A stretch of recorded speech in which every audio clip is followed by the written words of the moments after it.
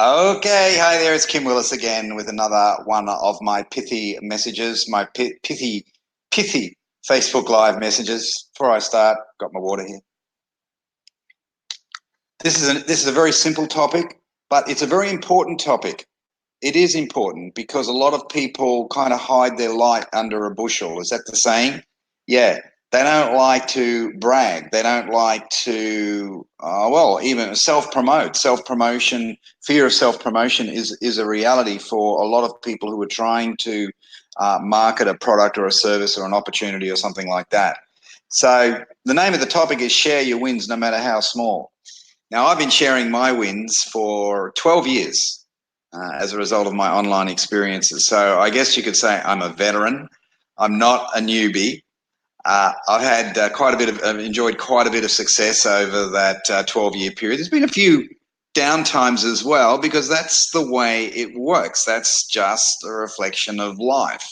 You know, sometimes you get hit with a baseball bat, but fortunately, the wins have outnumbered the setbacks and the losses and all the rest of it. So yeah, it's been a really good experience. Now, one of the things that I've learned uh, since I started, in fact, mainly because I had some good mentors. Okay, I had some good teachers along the way, and that is to celebrate your wins, even if they're tiny, micro wins. That's good. You know, a lot of people relate to micro wins more than they relate to the big wins, right? So if you haven't had any big wins yet, no problemo, no problemo. That's okay.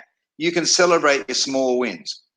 Now, there are different ways of celebrating these wins. Of course, you can just, I don't know, you just write a paragraph of text and tell them that you've had a good day. And this is the reason why you've had a good day. You could do a video. You could do a Facebook Live, just like I'm doing right now. You could do that. If you've got the confidence to do it, you do it.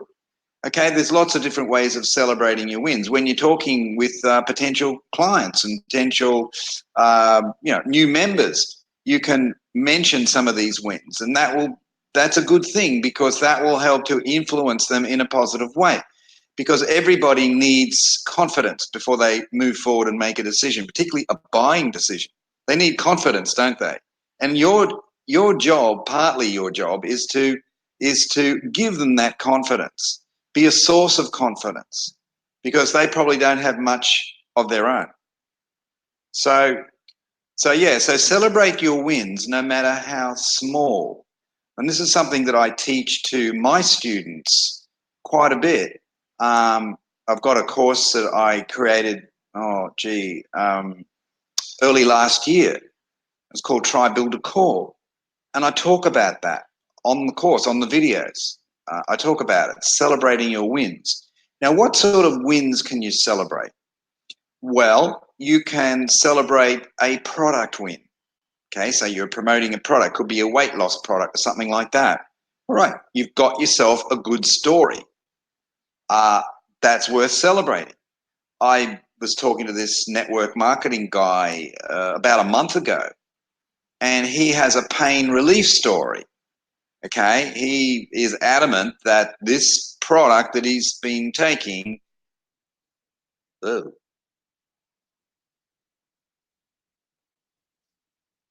look, no, everything's good. Sorry about that.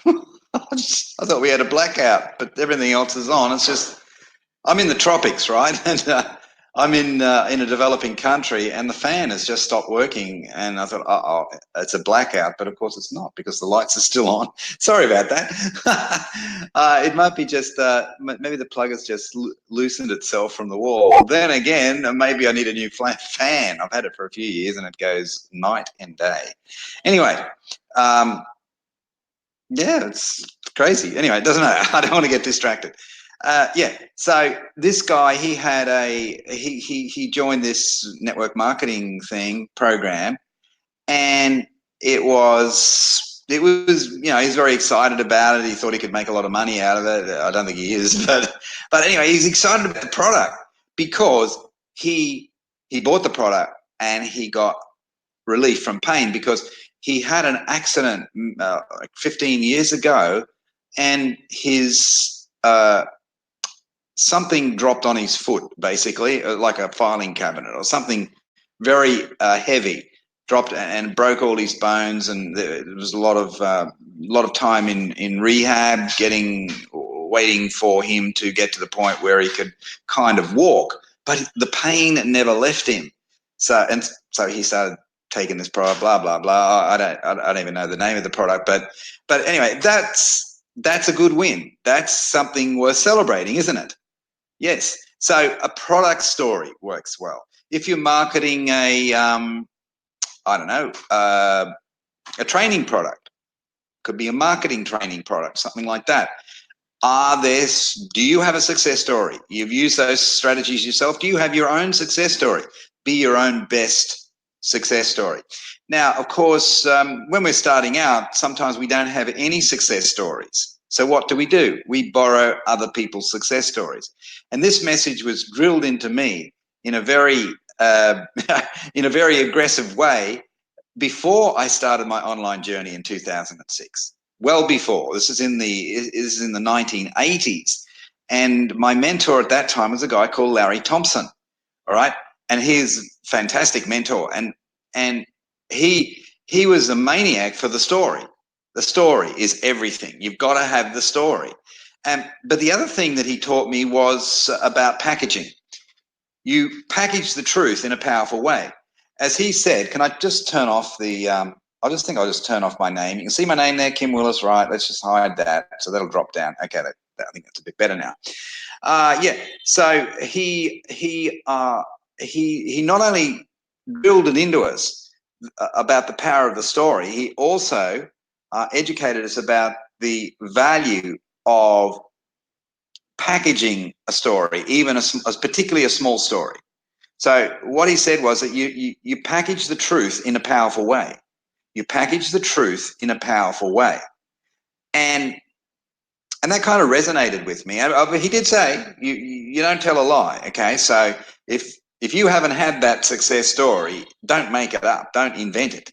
But if you've had some kind of a result, even if it's a relatively modest result with a product or a service or something like that, turn it into a story, turn it into a hot story. Don't be self-conscious about it. Don't be a shrinking violet, okay? As I said at the outset, don't hide your light under a bushel. You've got to kind of stand up there and be counted and almost shout it from the rooftops, metaphorically speaking. So that's what he told me. That's what he taught us. He said, you've packaged the truth in a powerful way. And so you can create a very powerful story. You can create a very powerful story from just a little bit of success, just a small result that you've had can be packaged in a powerful way. And in fact, I've got I do a weekly training session in my group, in my community group, Facebook group, and tomorrow the topic is about this. It's about how to package a story, how to take even your hero story, the story of your life, if you like, and how to create snippet versions of that story and turn them into marketing posts, marketing-oriented posts designed to build your tribe, designed to help you attract more people to you. Okay, so I'm talking about that. But most people are going to watch the replay, so by the time you watch it, it'll probably be too late, although to catch it live. But you could, if you're in my group, you'll be able to watch the replay. I keep the replay up for about a week or so. Okay, so if you see this replay, in the near future, you may still be able to watch the replay of this training. And it's called Snippet Stories, how to create snippet stories that attract people to you like bees to a honeypot. Okay, so if you want to join the group, you can say something below, or you can send me a personal message, Kim Willis. But probably just say something below. That'd be the easiest thing. Anyway, getting back to this topic, it's as I say, it's a very simple topic, but to me, it's profoundly interesting and it's very, very powerful. using stories to attract people to you. More importantly, using success stories, yours and others. So if you don't have a success story, you borrow someone else's, okay? Now, let's talk about income. Let's talk about the money side of it. Maybe you're promoting some kind of an opportunity. It could be network marketing. It could be affiliate marketing. It could be maybe you're a coach the coach sort of a person, right? You're a marketing coach, and that's about money, isn't it? If you're a marketing coach, you've got to be able to talk results. Otherwise, it's difficult to attract new people to you. You've got to be able to talk results. But sometimes when a marketing coach or someone like that is starting out, they don't have any of their own results yet. They don't have those results yet because it's too early.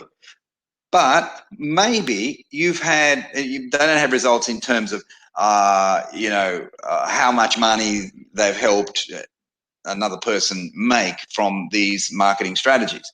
But you may have other types of results, non-income results. It could be you used an organic lead generation strategy, and you got this result within 5 days or something like that. Okay, seemingly a small story, but still a good story. What about you write a lead generation post and you post it on your personal profile and tailored for your business, and lo and behold, you've got yourself 5 leads out of it. I mean, I've done this countless times over the last few years since I've been using organic Facebook strategies. Okay, and I've lost count of how many leads those posts, my lead generation posts have generated. It'd be over 1,000 by now, I'd imagine. It's a lot, quite a lot. In fact, I've had responses that have been so great that I had to stop posting any other type of content for a period of time because I couldn't handle, the volume. So it doesn't have to be a money story. If you're in the make money arena, whether you're a coach or a network marketer or something like that, it doesn't have to be a money story, your money story at this point. It's not critical that it is. I mean, I started with affiliate marketing in 2006. I didn't have a money story. I was a newbie just like a lot of people. We all start somewhere, don't we? We all start naked, okay, so to speak. And I didn't have a story. So what did I do? Well, I quickly created my own a little success story, not a money story, because I didn't start making money for many weeks.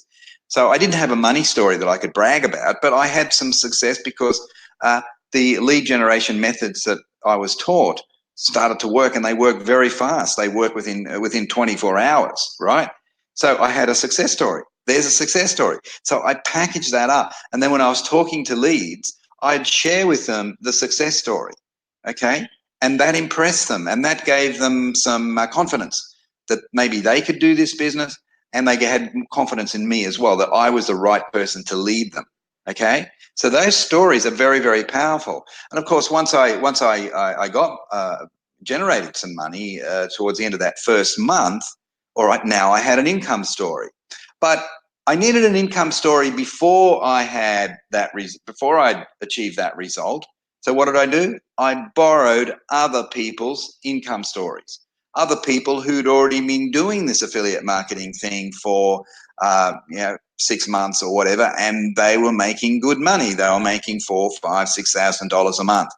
All right, so I borrowed their stories, and I was selective about which story I shared with which person.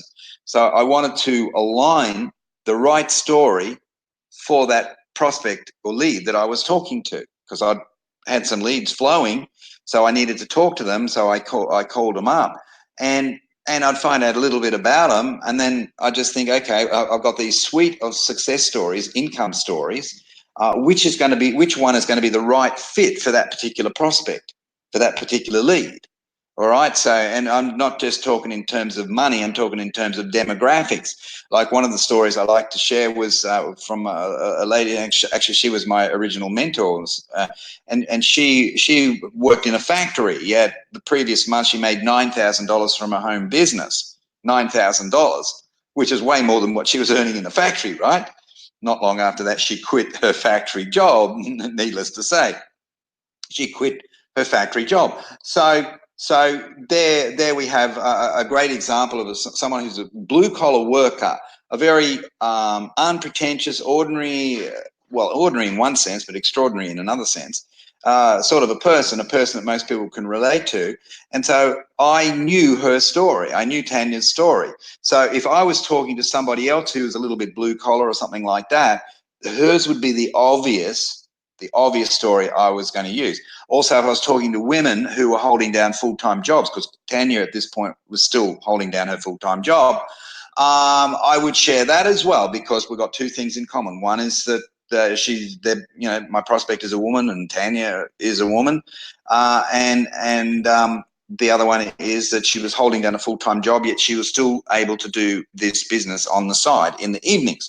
Right, so I had all these different stories. If my prospect was more of a white-collar guy, kind of an executive guy, or something like that, or I had another story from a guy called John, and John was a management consultant, but he was doing this home business thing on the side because he wanted an extra 20 grand a month.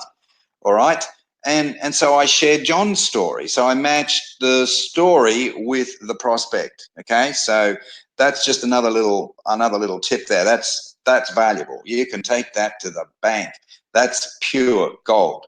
So that's it. So look, don't feel self-conscious about your lack of results, your lack of success so far. I bet you've had some success. If it's not in terms of income, it could be in terms of something else. It could be something to do with a product, a story. You've had a success story related to the product that you're marketing. It could be something else, but it could be that you generated some leads. Well, why not shout about that? Celebrate it, okay? It could be that you got your engagement levels up. I'm working with a guy at the moment, and his engagement levels have gone through the roof over the last month, simply as a result of using these tri-builder type strategies. So that's basically it. It's a simple message. It's a powerful message, and I will keep repeating the message in different ways and different forms so that it kind of tricks the brain into accepting it. But I'll keep doing it because it is such a critically important lesson. Yeah, that's it. So small stories, turn them into big stories, package them up in a powerful way, and celebrate your wins, no matter how small.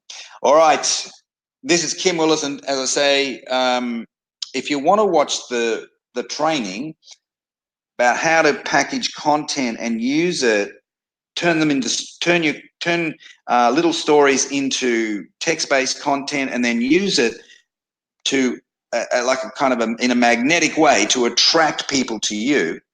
That's what my training is going to be about. It's happening tomorrow. It's probably going to be too late for most people who are going to pick up on the replay, watch it live. But you may be able to pick up the replay. As I say, I'll leave it up in the group for about a week, and then I'll remove it. Okay, but so if you catch this video over the next few days or something like that, okay, you join the group and you can watch the replay, and just say something below, and I shall ensure that you get the link so you can join the group. Okay, that's it. This is Kim Willis.